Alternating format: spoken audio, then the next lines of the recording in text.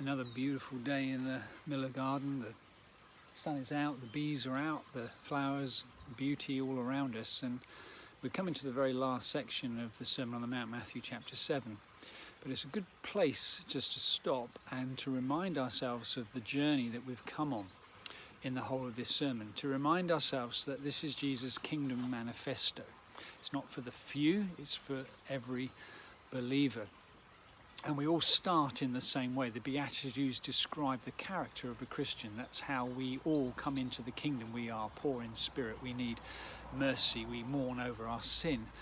And we receive, by grace, this life of faith. And Jesus then goes on to show that once we've received this life of faith, he doesn't just take us straight to heaven. He wants us to flourish. That's why the garden is such a powerful picture right the way through, a well-watered garden where there is colour and diversity, that we are salt of the earth. We there to preserve the life of God. We are a city set on a hill. We are to bring light and beauty and joy wherever we go. He then contrasts the life of the Spirit with the life of the Pharisee and the law.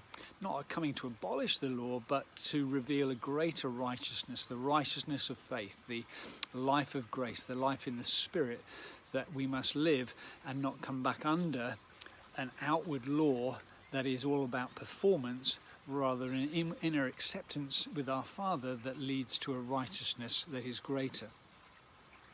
Matthew chapter 6 talks about our relationship to our Father and how we then live in that dependence day by day of prayer, fasting, spiritual disciplines, so that the idols of this world do not become everything to us, but we learn to dethrone them in order for his kingdom, to seek first his kingdom.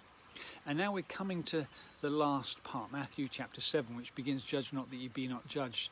And this is such an important issue in the world in which we're living, where judgment is executed swiftly and quickly. The apex predators of our day being probably the press, who look for the weak, the vulnerable, the mistake, and then hound and bay for blood, tearing down people's lives and destroying their careers, destroying their families.